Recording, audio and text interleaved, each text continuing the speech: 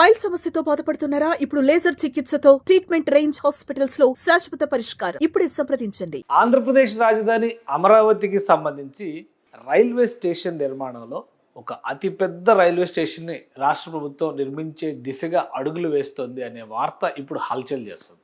అసలు దీని కథా కమామిషి ఏంటి? ఈ భారీ రైల్వే స్టేషన్ నిర్మాణానికి సంబంధించినటువంటి పూర్వాపరాల్ని ఒకసారి విశ్లేషించేటువంటి ప్రయత్నం చేద్దాం. అమృత్ స్కీమ్ కింద దేశవ్యాప్తంగా అనేక రైల్వే స్టేషన్స్ని రీమోడలింగ్ చేసే పనిలో కేంద్ర ప్రభుత్వం ఉంది. అదే తరహాలో ఐఎంఎస్ అనేటువంటి ఒక విధానం, అంటే ఇంటర్ మోడల్ స్టేషన్స్ కింద కొన్ని స్టేషన్స్ని డెవలప్ చేయాలని చెప్పని కేంద్ర ప్రభుత్వం సంకల్పించింది. ఆ జాబితాలో ప్రస్తుతం అమరావతి కూడా చేరేటువంటి పరిస్థితి ఏర్పడింది. దీనికి కారణం ఏంటంటే షార్ట్ లిస్ట్ అయినటువంటి జాబితాలో అమరావతిని కూడా పెట్టబోతున్నట్టుగా ఒక సమాచారం వచ్చింది. దీని ప్రకారమే అమరావతిలో దేశంలోనే భారీ రైల్వే స్టేషన్ నిర్మాణం జరిగే అవకాశం ఉందనే అంశం చర్చకు వచ్చింది. అయితే బయట వైరల్ అవుతున్నటువంటి ఏ నమూనాలు కూడా అమరావతి రైల్వే స్టేషన్ నమూనాలు కావు. ఇది అర్థం చేసుకోవాలి. ఎందుకంటే దేశవ్యాప్తంగా అనేక రైల్వే స్టేషన్లకు సంబంధించి రీడిజైనింగ్, గ్రాఫిక్స్ డిజైన్స్ని కేంద్ర ప్రభుత్వం తయారు చేయించింది. ఆ డిజైన్స్నే ఇప్పుడు అమరావతి డిజైన్లుగా రోల్ చేస్తున్నారు. కానీ వాస్తవానికి అమరావతి రైల్వే స్టేషన్కి సంబంధించినటువంటి డిజైన్స్ ఇంకా రెడీ కాలేదు. అలానే ఐఎంఎస్ అంటే ఏంటి? ఇంటర్ మోడల్ స్టేషన్ అనేటువంటి కేటగిరీలో ఏ అంశాలు ఉంటాయి? నార్మల్ రైల్వే స్టేషన్కి ఇంటర్ మోడల్ రైల్వే స్టేషన్కి ఉన్నటువంటి తేడాలు ఏంటి? ఒకసారి విశ్లేషించేటువంటి ప్రయత్నం చేద్దాం. ఇంటర్ మోడల్ రైల్వే స్టేషన్స్ పేరుతో దేశవ్యాప్తంగా కొన్ని నగరాలని కేంద్ర ప్రభుత్వం సెలెక్ట్ చేసింది. దీన్ని ఒక పైలట్ ప్రాజెక్టుగా ముందుగా టేకప్ చేసింది. ఆ పైలట్ ప్రాజెక్టుకు సంబంధించినటువంటి 2 నమూనా స్టేషన్స్ని కూడా, ఒకటి నాగ్పూర్లో, ఇంకొకటి వారణాసిలో నిర్మించారు. ఇది సూపర్ సక్సెస్ అయిన తర్వాత మరొక 13 నగరాలని కేంద్ర ప్రభుత్వం ఈ జాబితాలో షార్ట్ లిస్ట్ చేసింది. సో ఈ షార్ట్ లిస్ట్ అయినటువంటి జాబితాలో ఢిల్లీ, జైపూర్, అలానే గ్రేటర్ ముంబై, పూణే, హైదరాబాద్, బెంగళూరు, మదురై, చెన్నై, విశాఖపట్నం, భువనేశ్వర్, కోల్కతా, పాట్నా, గౌహతి ఇవన్నీ ఉన్నాయి. వాటితో పాటు అమరావతి కూడా ఆంధ్రప్రదేశ్ నుంచి రిప్రజెంట్ చేస్తే ఇది కొత్తగా వచ్చినటువంటి అంశం కాదు. గతంలోనే కేంద్ర ప్రభుత్వం డిసైడ్ చేసినటువంటి అంశం. అలానే దీని ప్రకారం ఏ అంశాలు ఉంటాయంటే మొత్తంగా 15 సిటీలు ఇప్పుడు ఇందులో ఈ కేటగిరీలో ఉన్నాయి. దీని ప్రకారం ప్యాసింజర్ టార్గెట్, అంటే చాలా ఎక్కువ ప్యాసింజర్స్ని హ్యాండిల్ చేసే కెపాసిటీతో దీన్ని నిర్మిస్తారు. ఇప్పుడు అమరావతిలో నిర్మించబోయేటువంటి రైల్వే స్టేషన్కి సంబంధించి 3 లక్షల మందిని హ్యాండిల్ చేసే కెపాసిటీతో నిర్మించే అవకాశాలు కనిపిస్తున్నాయి. అలానే present passenger road and railway డిమాండ్ను కూడా ఒక అసెస్మెంట్ వేస్తారు. అలానే connectivity by rail and road దాన్ని కూడా అంచనా వేస్తారు. సిటీ ఇన్ఫ్రాస్ట్రక్చర్, ముఖ్యంగా రింగ్ రోడ్లు, ఎంఆర్టీఎస్ ఇటువంటివి ఏమైనా ఉంటే కనుక వాటిని కనెక్ట్ చేసేటువంటి ప్రయత్నం చేస్తారు. అలాగే నో కంపీటింగ్ ఇన్ఫ్రాస్ట్రక్చర్, దీనికి పోటీగా ఇతర ఇన్ఫ్రాస్ట్రక్చర్ లేకుండా ఉండడం అనేది ఇక్కడ ప్రధానమైనటువంటి అంశం. అమరావతిలో కొత్తగా నిర్మిస్తున్నారు కాబట్టి అక్కడ ఎలాంటి పోటీ కూడా ఉండే అవకాశం లేదు. Availability of satellite railways stations, ఇది దాని చుట్టుపక్కల ఉన్నటువంటి రైల్వే స్టేషన్స్ని కూడా ఇందులో ఒక క్రైటీరియాగా తీసుకునేటువంటి అవకాశం ఉంటుంది. సో ఈ అంశాలు అన్నింటినీ దృష్టిలో పెట్టుకొని ఈ ఐఎంఎస్ రైల్వే స్టేషన్లకు సంబంధించినటువంటి కేటగిరీని కేంద్ర ప్రభుత్వం రూపకల్పన చేసింది. అందులో భాగంగానే మోడల్ సిటీస్గా వారణాసిని డెవలప్ చేసినటువంటి విధానం ఇది. అంటే ఇందులో ఏవేవి ఉంటాయో తెలుసుకోవడం కోసం ఇది ఎక్స్ప్లెయిన్ చేస్తున్నాను. ఎందుకంటే అమరావతి రైల్వే స్టేషన్ అనే అమరావతి గురించి చెప్పగానే కొంతమంది ఎంత ఆపసోపాలు పడుతున్నారంటే ఏదో రోజు భజన చేస్తున్నారు అనేటువంటి ఫీలింగ్ వస్తుంది. కాబట్టి వాస్తవాలు చెప్పేటప్పుడు కొన్ని క్లారిఫికేషన్స్ కూడా ఇవ్వాలి కాబట్టి అందులో భాగంగా ఇస్తున్నాం.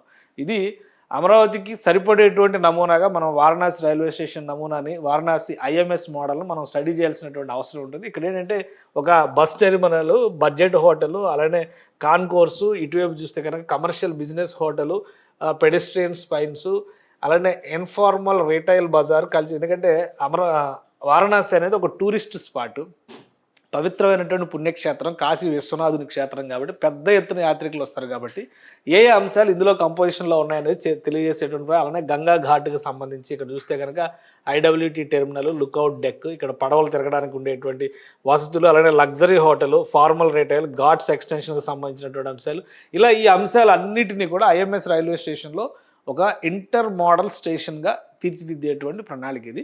అందులో భాగంగా అమరావతికి సంబంధించి ఇది వారణాసికి సంబంధించినటువంటి డిజైన్. అలానే ఇదే తరహాలో అమరావతికి కూడా ఒక రివర్ ఫ్రంట్ వస్తుంది.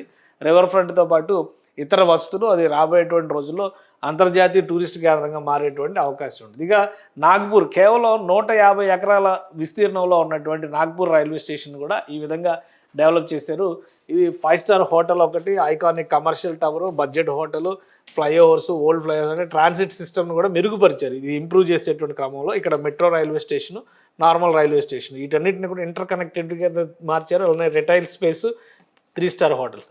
సో అంటే కొన్ని కాంబినేషన్ ఆఫ్ అంశాలు ఉంటాయి అన్నమాట. ఒకవైపు ట్రాన్స్పోర్ట్కి సంబంధించినటువంటి ఇన్ఫ్రాస్ట్రక్చర్ని డెవలప్ చేయడంతో పాటు దాన్ని ఒక టూరిస్ట్ స్పాట్ లాగా మలిచేటువంటి ప్రయత్నం, ఆ పెద్ద ఎత్తున యాత్రికులు వచ్చి వెళ్లే విధంగా సదుపాయాలను కల్పించేటువంటి ప్రణాళిక ఐఎంఎస్ రైల్వే స్టేషన్స్కి సంబంధించి కేంద్ర ప్రభుత్వం తీసుకున్నటువంటి నమూనా అన్నమాట ఇది. సో ఆ ఉద్దేశంతోనే ఇటువంటి డెవలప్మెంట్ అనేది జరుగుతూ ఉంటుంది. సో ఈ డెవలప్ చేసేటువంటి క్రమంలో నాగ్పూర్లో ప్లాన్ చేసినటువంటి గ్రాఫిక్ డిజైన్స్ ఇది. ఇప్పుడు మీరు చూస్తున్నటువంటి డిజైన్స్ కూడా చాలా రకాల రాష్ట్రాల్లో అంటే ముంబైలో కావచ్చు, ఢిల్లీలో కావచ్చు, అక్కడ ఏర్పాటు చేయబోయేటువంటి రైల్వే స్టేషన్కి సంబంధించి ఆల్రెడీ ఫైనల్ అయిపోయినటువంటి డిజైన్స్. అమరావతికి సంబంధించినటువంటి డిజైన్స్ ఇంకా కంప్లీట్ కాలేదు. అవి కంప్లీట్ అయిన తర్వాత మనం మళ్ళీ వాటి గురించి మాట్లాడుకోవచ్చు. ఇది కేవలం 148 ఎకరాల విస్తీర్ణంలో చేసినటువంటి ఐఎంఎస్ రైల్వే స్టేషన్ అంచనాలు ఇవి, ఎస్టిమేషన్స్ ఇవి. సో వీటిని దృష్టిలో పెట్టుకునే కేంద్ర ప్రభుత్వం దీన్ని డెవలప్ చేసింది. ఇక ఇదే తరహాలో అమరావతికి రైల్వే స్టేషన్ని డెవలప్ చేయాలంటే ఎలాంటి ప్రణాళికని సిద్ధం చేస్తారు? ఇది కూడా పాతదే, ఎప్పుడు చూసేటువంటి మ్యాపే ఇదే సోది చెప్తున్నారు అనేటువంటి అభిప్రాయం మాత్రం రావద్దు. ఎందుకంటే ఇది ప్రతిదాని ఒక బేస్ లైన్. ఇది అన్ని ట్రాన్స్పోర్ట్ సిస్టమ్స్ని కూడా అమరావతి ప్రాంతంలో ఈ ఒక్క మ్యాప్లోనే పొందుపరిచేటువంటి ప్రణాళికని రూపొందించారు. ఇప్పుడు రాష్ట్ర ప్రభుత్వం అమరావతిలో రైల్వే స్టేషన్ ఎక్కడ నిర్మించేటువంటి అవకాశాలు ఉన్నాయి, ఎక్కడ ల్యాండ్ ఇచ్చేటువంటి అవకాశాలు ఉన్నాయి, అది విశ్లేషించడం కోసం ఈ మ్యాప్ బయటకు తీయాల్సి వచ్చినట్టు. అలానే మొత్తం ఓవరాల్గా మనం చూస్తే కనుక ఆంధ్రప్రదేశ్ అమరావతికి సంబంధించినటువంటి టోటల్ ట్రాన్సిట్ సిస్టమ్ కింద మనం చూడాల్సి ఉంటుంది. ఇది వెస్ట్ బైపాస్ రోడ్ ఇక్కడ ఉంది, ఇక్కడ రైల్వే లైన్, ఈ రైల్వే లైనే ఇప్పుడు కొత్తగా అమరావతిలో వేయబోతున్నటువంటి 47 కిలోమీటర్లు, దగ్గర ఒక 50 కిలోమీటర్ల డిస్టెన్స్ వచ్చేటువంటి రైల్వే లైన్ ఇది. సో ఆ రైల్వే లైన్ ఇక్కడ వైకుంఠపురం బ్రిడ్జ్ నిర్మాణం జరుగుతుంది. ఇక్కడ మళ్ళీ ఇన్నర్ రింగ్ రోడ్ ఉంది. ఇన్నర్ రింగ్ రోడ్ ఎక్కడ ఉంది బాబు అని చెప్పి మళ్ళీ చాలామంది కామెంట్స్ చేస్తారు. కానీ ఇన్నర్ రింగ్ రోడ్ అనే ప్రపోజల్ సజీవంగా ఉంది. ప్రస్తుతానికి నిర్మాణం చేపట్టకపోయినా అది ఏ రోజైనా నిర్మించేటువంటి అవకాశం ఉంది. వచ్చేటువంటి ఏడాది 2 ఏళ్లలో రాష్ట్ర ప్రభుత్వం దాని మీద ఒక సంకల్పం తీసుకునేటువంటి అవకాశం ఉంది. కాబట్టి దాన్ని అలా పక్కన పెట్టి చూస్తే ఈ railway track inner ring road వెంబడే ఇలా వస్తుంది. సో ఇక్కడికి వచ్చిన తర్వాత ఇక్కడ బ్లాక్ మార్క్ ఉన్నటువంటి స్క్వేర్ కట్స్ ఉన్నాయి. అంటే ఈ రోడ్స్కు సంబంధించినటువంటి ప్రణాళికలు కేవలం గ్రీన్ అండ్ రెడ్ లైన్స్తోనే ఎండ్ అవుతాయి. కానీ ఇన్నర్ రింగ్ రోడ్ అనేటువంటి ప్రపోజల్ కనుక ముందుకు సాగితే దీన్ని కనెక్ట్ చేసేందుకు ఈ బ్లాక్ గ్రిడ్ అనేది డిజైన్ చేశారు. ఇక్కడ పెదపరిమి, అలానే ఇక్కడ నెక్కల్లు, ఈ 2 ప్రాంతాల మధ్యలో చాలా బ్లాక్ మార్క్ ఉన్నటువంటి జోన్స్ ఎక్కువగా కనిపిస్తున్నాయి. సో ఈ ప్రదేశంలో 1500 ఎకరాల భూముల్ని రాష్ట్ర ప్రభుత్వం ఈ నిర్మాణానికి సంబంధించి కేంద్రానికి అప్పగించడం, అంటే రైల్వే శాఖకి అప్పగించడానికి 1500 ఎకరాల భూముల్ని ఈ పరిధిలో ఆంధ్రప్రదేశ్ ప్రభుత్వం ఇవ్వడానికి రెడీగా ఉంది. ఈ భూములు కనుక ఇస్తే ఇక్కడ నిర్మాణాలు జరగడానికి, రైల్వే స్టేషన్ నిర్మాణం జరిగేటువంటి అవకాశం ఇక్కడే ఎక్కువగా ఉంది. సో ఈ పరిధిలో ఇది ఎందుకంటే సిటీకి శివారు ప్రాంతం అవుతుంది. అమరావతి నగరం మొత్తం ఈ ప్రాంతంలో విస్తరించి ఉంటే ఇది కొంత శివారు ప్రాంతం అయ్యేటువంటి అవకాశం ఉంటుంది. కాబట్టి ఈ ప్రాంతంలో నిర్మించడం ద్వారా రాబోయేటువంటి రోజుల్లో ఆంధ్రప్రదేశ్ రాజధాని విస్తరించేటువంటి క్రమంలో ఈ ప్రదేశంలో పెద్ద ఎత్తున అభివృద్ధికి అవకాశం ఉంటుందని చెప్పని రాష్ట్ర ప్రభుత్వం భావిస్తుంది. కాబట్టి ఇక్కడ 1500 ఎకరాల భూముల్ని అందించడానికి రెడీగా ఉంది. ఈ 1500 ఎకరాల భూములకి సంబంధించి కూడా 3 లక్షల మంది ప్రయాణం చేయడానికి అనుకూలంగా ఉండేటువంటి ఒక ఇన్ఫ్రాస్ట్రక్చర్ని నిర్మించేటువంటి ఛాన్సెస్ ఉన్నాయి. అలానే 1 కాదు 2 కాదు 24 రైల్వే ప్లాట్ఫామ్లు ఇందులో ఉండేటువంటి అవకాశం ఉంది. 24 ప్లాట్ఫామ్స్ ఇక్కడ ఉండొచ్చు. అలానే కార్గో హ్యాండిలింగ్కి సంబంధించి కూడా 4 ఏరియాలని కార్గో హ్యాండిలింగ్ కోసం కేటాయించేటువంటి అవకాశం ఉంది. సో ఒక సమగ్రమైనటువంటి ప్రణాళిక. ఇప్పటివరకు ప్రణాళికలో ఉన్నది కేవలం రైల్వే లైన్ ప్రపోజల్ మాత్రమే. ఆంధ్రప్రదేశ్ రాజధానికి సంబంధించినటువంటి రైల్వే లైన్ నిర్మాణ ప్రణాళిక మాత్రమే ఉంది. అది కూడా 2500 కోట్ల రూపాయలు దగ్గర ఖర్చు అయ్యేటువంటి ప్రణాళిక ఇది. అటు ఖమ్మం జిల్లాలో ఉన్నటువంటి ప్రాంతం నుంచి ఇక్కడ నంబూరు వరకు ఒక రైల్వే లైన్ నిర్మాణం జరుగుతుంది. ఈ రైల్వే లైన్కి సంబంధించి ఒక 2 నెలల్లో ప్రణాళిక రెడీగా ఉంది. టెండర్స్ రిలీజ్ చేసేటువంటి అవకాశం ఉంది. దాన్ని కూడా 2 ప్యాకేజీలుగా నిర్మించేటువంటి అవకాశం ఉంది. ఒకటి కృష్ణానది పైన నిర్మించబోయేటువంటి బ్రిడ్జి, రెండోది అమరావతి ప్రాంతంలో వేయబోయేటువంటి రైల్వే లైన్. ఫస్ట్ ఫేజ్లో ఇది కంప్లీట్ చేస్తారు. రెండో ఫేజ్లో ఈ కృష్ణానది అవతల వైపు అంటే ఎన్టీఆర్ జిల్లా నుంచి ఖమ్మం వరకు ఉన్నటువంటి రైల్వే లైన్ నిర్మించేటువంటి అవకాశం ఉంది. సో ఇవి జరుగుతాయి. వీటికి ప్యారలల్గా రైల్వే స్టేషన్ నిర్మాణ ప్రణాళికను కూడా రాష్ట్ర ప్రభుత్వం ముందుకు తీసుకెళ్ళాలి, టైం సేవ్ చేయడం కోసం. ఒకవేళ ఈ లైన్ కనుక, ఈ ట్రాక్ ఇక్కడ వరకు కనుక రెడీ అయిపోతే దాన్ని ఇంటర్ యూటిలిటీ కింద ఉపయోగించడానికి అవకాశం ఉంటుందా లేదా? 2 ఏళ్ల నుంచి 3 ఏళ్ల సమయం పడుతుంది అంటున్నారు. కాబట్టి ఆలోపు రైల్వే స్టేషన్కి సంబంధించినటువంటి 1500 ఎకరాల భూముల్ని కనుక హ్యాండ్ ఓవర్ చేస్తే ఒకవైపు స్టేషన్ నిర్మాణంతో పాటు అక్కడ ఇతర అంశాలను దృష్టిలో పెట్టుకొని పెద్ద ఎత్తున కార్గో రిలేటెడ్ ఇన్ఫ్రాస్ట్రక్చర్ని అక్కడ ఏర్పాటు చేయాలని కూడా రాష్ట్ర ప్రభుత్వం విజ్ఞప్తి చేస్తుంది.